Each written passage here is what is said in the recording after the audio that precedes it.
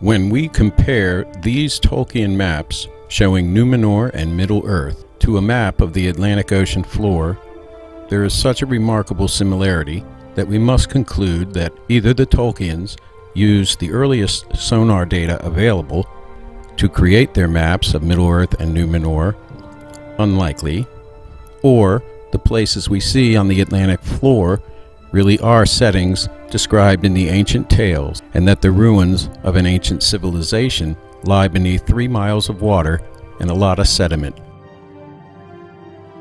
This is a Tolkien map of Arda in the Second Age. Note the star-shaped island of Numenor, and off to the east and a little to the north, Middle Earth. It is my contention that this group of seamounts is the location of Numenor, and that this is Mordor and the rest of Middle Earth. Let's start at the beginning, Numenor. The map of Numenor on the right shows mountains on the 3 northern points of the star, and on the southwestern point as well. The Google map also shows mountains on those points. The map of Numenor shows the tallest mountain in the land to be in the center.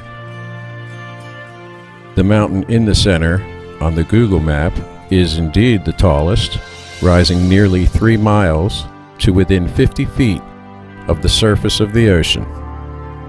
So, starting from where I say is Numenor, following the general directions seen on the maps of Arda, if we move to the east and a little to the north, we find this nation-sized natural feature that looks a lot like Mordor and the rest of Middle Earth.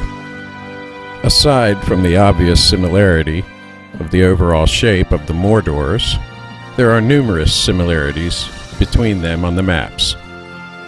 There are also features on the map of Middle Earth that are outside of Mordor, which also appear on the Google map of the area. There are these mountains across from Udun, and far to the north, these that run from west to east and open up toward the east like 2 fingers. And these mountains, running down the center and across the south, don't look like much on the Google map, but are in fact thousands of feet high. These, like the Rocky Mountains, and these, like the Blue Ridge. And then there's the match between the shape of the canyon on the Google map and the forest behind the Sea of Rune.